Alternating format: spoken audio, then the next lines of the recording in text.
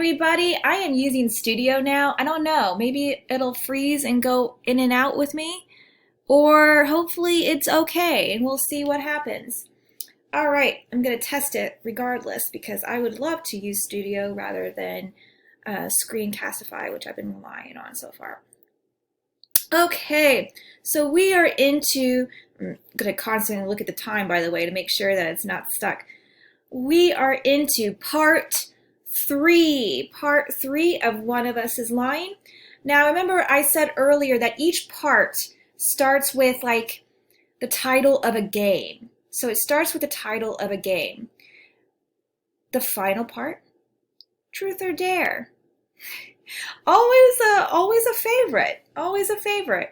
I always took truth. Truth is relative. Truth, you can still lie, right? Right? One of us is lying, and it's always Miss Swain. Fair bet. All right, so scroll down. We are starting with chapter 19 and Nate's section. So there, of course, was a major reveal at the end of chapter 18. So if you didn't read chapter 18, you need to finish it because, again, there was a major reveal at the end of it. Chapter 19, Nate. Monday, October 15th, 4:30 p.m. My mother's upstairs trying to have a conversation with my father. Good luck with that. I'm on our couch with my burner phone in hand, wondering when I can text Bronwyn to keep her from hating me. Not sure. Sorry I lied about my mom being dead. It's gonna cut it. It's not like I wanted her dead, but I thought she probably was, or would be soon. And it was easier than saying, or thinking, the truth. She's a coke addict who ran off to some commune in Oregon and hasn't talked to me since. So when people started asking where my mother was, I lied. By the time it hit me how fucked up a response that was, it was too late to take it back. Nobody's ever really cared anyway. Most of the people I know don't pay attention to what I say or do, as long as I keep the drugs coming. Except Officer Lopez. And now Bronwyn. I thought about telling her, a few times late at night while we were talking, but I could never figure out how to start the conversation. I still can't. I put my phone away. The stairs creak as my mother comes down, brushing her hands on the front of her pants. Your father's not in any shape to talk right now. Shocking, I mutter. She looks both older and younger than she used to. Her hair's a lot grayer and shorter, but her face isn't so ragged and drawn.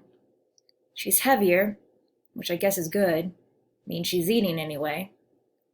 She crosses over to Stan's terrarium and gives me a small, nervous smile. Nice to see Stan still around.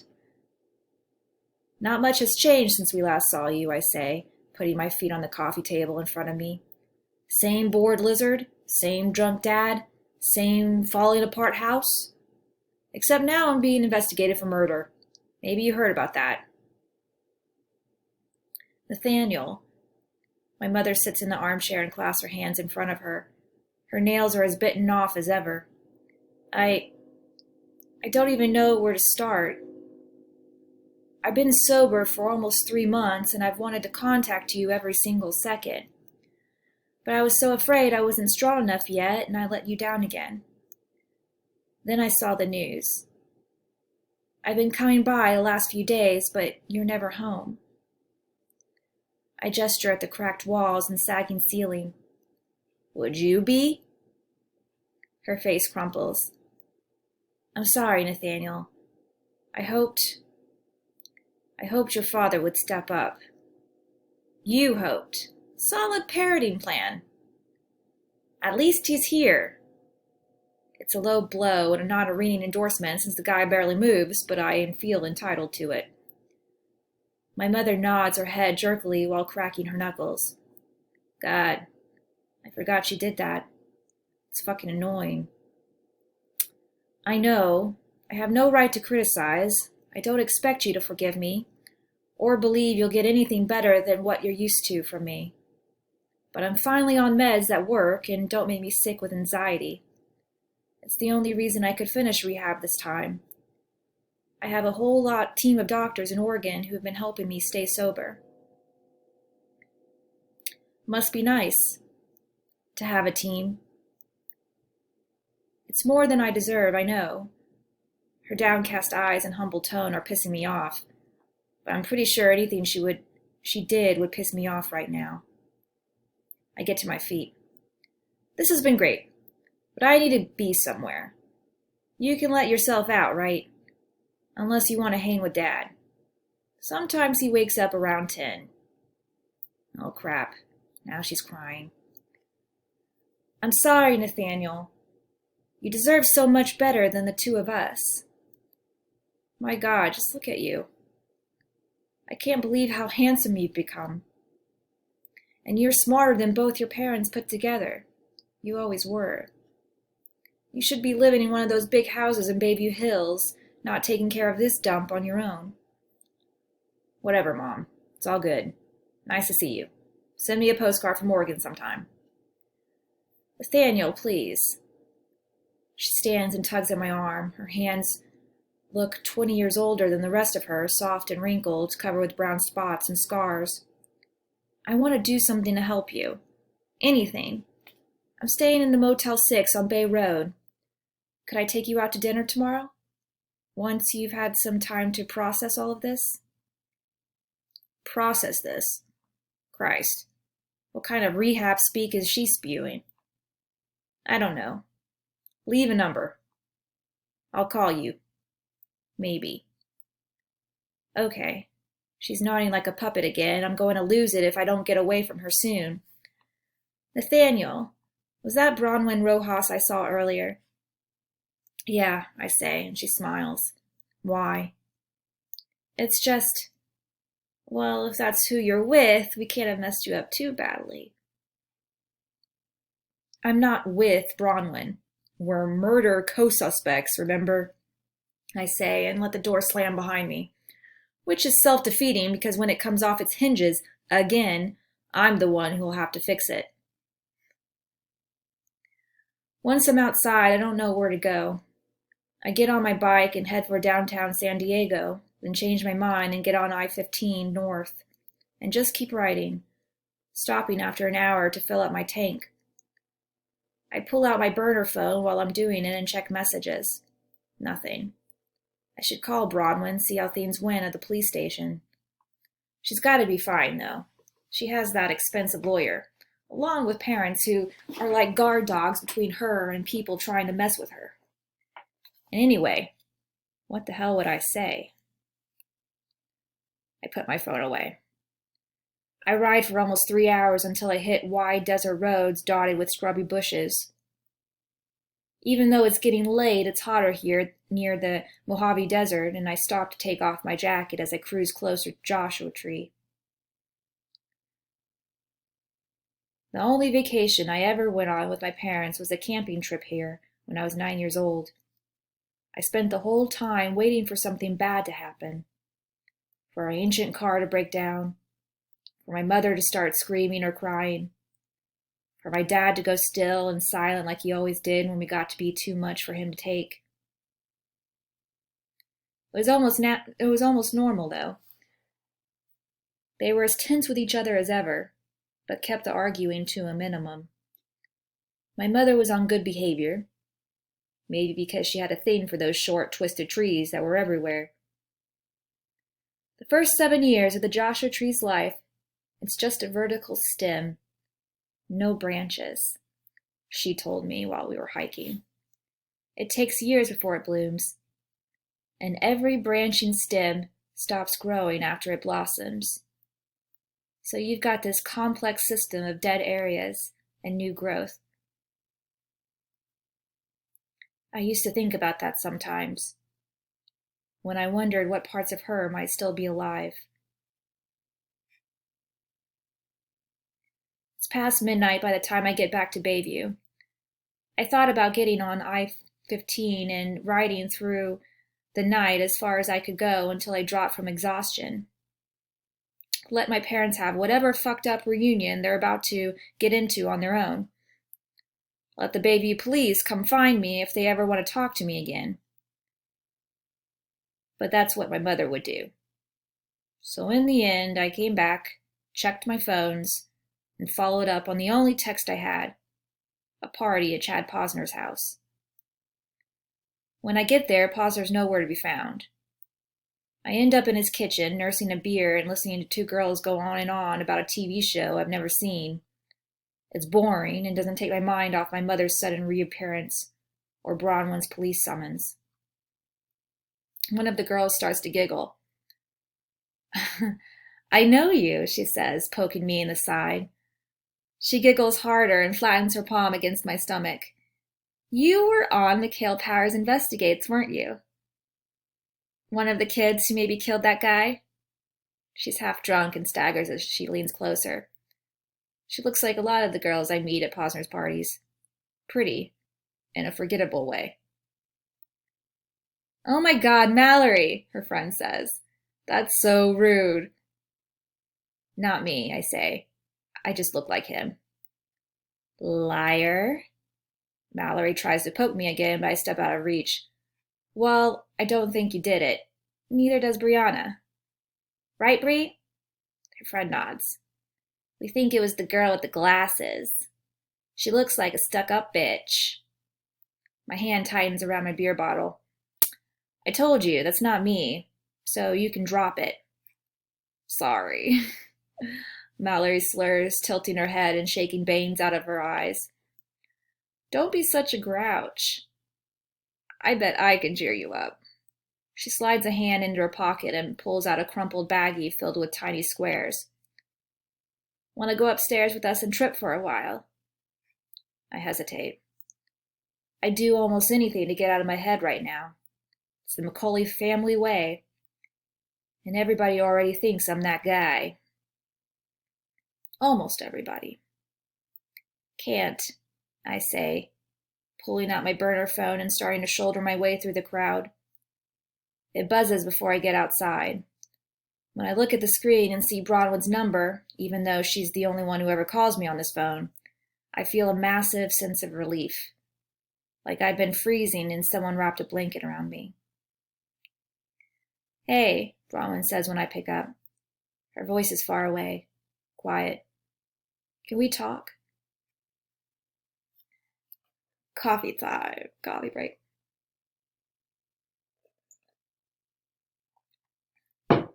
Oh man, I feel for Nate in that one. Okay. Bronwyn, Tuesday, October 16th, 12:30 a.m. I'm nervous about sneaking Nate into the house. My parents are already furious with me for not telling them about Simon's blog post, but both now and back when it actually happened. We got out of the police station without much trouble, though. Robin gave this haughty speech that was all, "Stop wasting your time with meaningless speculation that you can't prove, and that wouldn't be actionable even if you did." I guess she was right, because here I am. Although I'm grounded until, as Mother says, I stop undermining my future by not being transparent. You couldn't have hacked into Simon's old blog while you were at it, I muttered to Maeve before she went to bed. She looked genuinely chagrined. You took it down so long ago. I didn't think it even existed anymore. And I never knew you wrote that comment. It wasn't posted. She shook her head at me with a sort of exasperated fondness. You were always more upset about that than I was, Bronwyn. Maybe she's right. It occurred to me as I lay in my dark room debating whether I should call Nate that I've spent years thinking Maeve was a lot more fragile than she actually is. Now I'm downstairs in our media room, and when I get a text from Nate that he's at the house, I open the basement door and stick my head outside. Over here, I call softly, and a shadowy figure comes around the corner next to our bulkhead.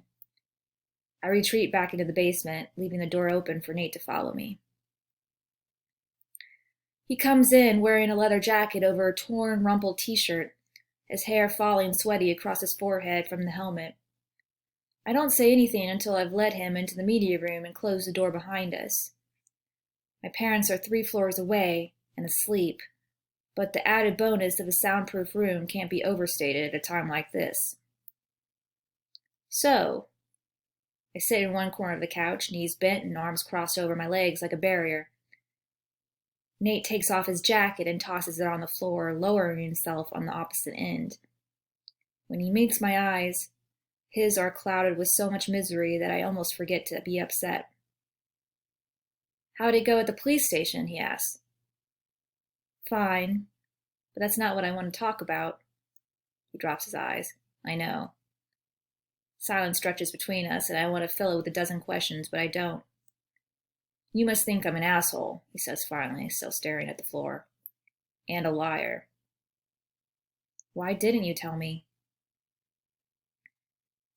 Nate exhales a slow breath and shakes his head. "I wanted to. I thought about it. I didn't know how to start. Thing is, it was this lie I told because it was easier than the truth. And because I half believed it anyway. I didn't think she'd ever come back. Then once you say something like that, how do you unsay it? You look like a fucking psycho at that point." He raises his eyes again, locking on mine with sudden intensity. "I'm not, though. I haven't lied to you about anything else. I'm not dealing drugs anymore, and I didn't do anything to Simon. I don't blame you if you don't believe me, but I swear to God it's true." Another long silence descends while I try to gather my thoughts. I should be angrier, probably. I should demand proof of his trustworthiness, even though I have no idea what that would look like. I should ask lots of pointed questions designed to ferret out whatever other lies he's told me. But the thing is, I do believe him. I won't pretend I know Nate inside and out after a few weeks. But I know what it's like to tell yourself a lie so often that it becomes the truth. I did it, and I haven't had to muddle through life almost completely on my own. And I've never thought he had it in him to kill Simon. "Tell me about your mom." "For real, okay?" I ask, and he does. We talk for over an hour, but after the first 15 minutes or so, we're mainly covering old ground. I start feeling stiff from sitting so long and lift my arms over my head in a stretch. "Tired?" Nate asks, moving closer. I wonder if he's noticed that I've been staring at his mouth for the past 10 minutes. Not really. He reaches out and pulls my legs over his lap, tracing a circle on my left knee with his thumb. My legs tremble and I press them together to make it stop. His eyes flick towards mine, then down. "My mother thought you were my girlfriend." Maybe if I do something with my hands, I can manage to hold still. I reach up and tangle my fingers into the hair on the nape of his neck, smoothing the soft waves against his warm skin.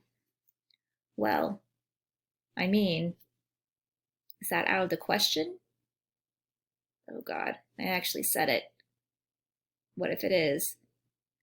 Nate's hand moves down my leg almost absently, like he has no idea he's turning my entire body into jelly.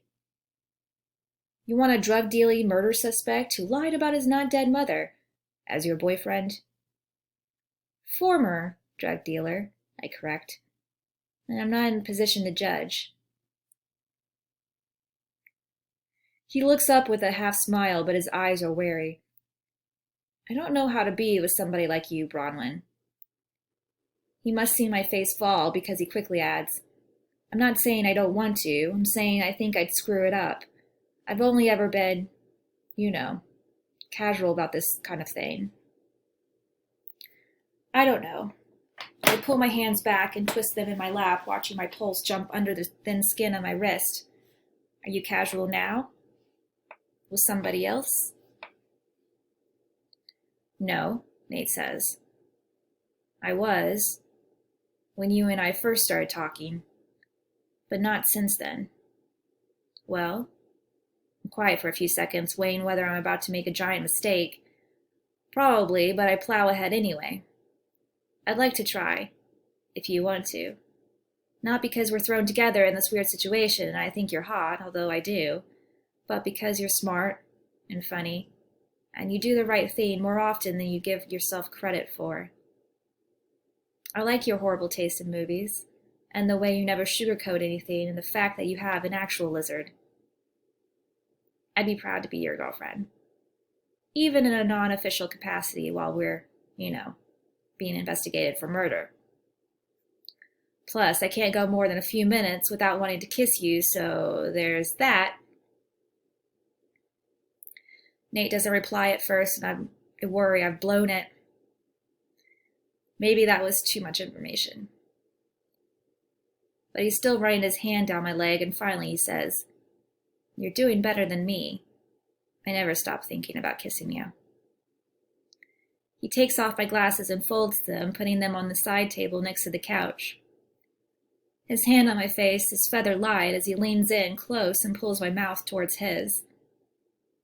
I hold my breath as our lips connect, and the soft pressure sends a warm ache humming through my veins. It's sweet and tender, different from the hot, needy kiss at Marshall's Peak, but it still makes me dizzy. I'm shaking all over and press my hands against his chest to try to get that under control, feeling a hard plane of muscle through his thin shirt. Not helping. My lips part in a sigh that turns into a small moan when Nate slides his tongue to meet mine. Our kisses grow deeper and more intense, our bodies so tangled I can't tell where mine stops and his starts. I feel like I'm falling, floating, flying, all at once. We kiss until my lips are sore and my skin sparks like I've been lit by a fuse. Nate's hands are surprisingly PG. He touches my hair and face a lot, and eventually he slides a hand under my shirt and runs it over my back, and oh God, I might have whimpered. His fingers dip into the waistband of my shorts, and a shiver goes through me, but he stops there. The insecure side of me wonders if he's not as attracted to me as I am to him, or as he is to other girls. Except, I've been pressed against him for half an hour, and I know that's not it. He pulls back and looks at me, his thick dark lashes sweeping low. God, his eyes, they're ridiculous. "I keep picturing your father walking in," he murmurs. He kind of scares me. I sigh because, truth be told, that's been in the back of my mind too. Even though there's barely a 5% chance, it's still too much. Nate runs a finger over my lips. "Your mouth is so red. You should take a break before I do permanent damage. Plus, I need to calm down a little." Kisses my cheek and reaches for a jacket on the floor. My heart drops. "Are you leaving?" "No." He takes his phone out of his pocket and pulls up Netflix, then hands me my glasses. We can finally finish watching Ringu. Damn it. I thought you'd forgotten about that. My disappointment's fake this time, though. Come on, this is perfect. Nate stretches on the couch and I curl next to him with my head on his shoulder as he props his iPhone in the crook of his arm. We'll use my phone instead of that 60-inch monster on your wall. You can't be scared of anything on such a tiny screen. Honestly, I don't care what we do. I just want to stay wrapped around him for as long as possible, fighting sleep and forgetting about the rest of the world. End of chapter 19. Oh, man. So I have lots of my students who are Nate and Bronwyn shippers. That is the chapter for you. Is it not? Is it not? All right, we'll continue with chapter 20. I'll upload it shortly.